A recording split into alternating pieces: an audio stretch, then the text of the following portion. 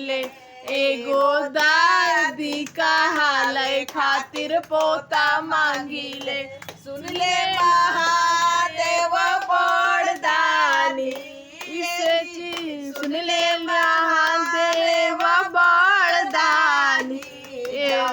हमारा के देबई तब जानी जब हमारा के देती तब जानी बेटी मांगिले दामाद मांगिले बेटी मांगिले दामाद मांगिले एगो नानी कहाले खातिर नाती मांगिले एगो ना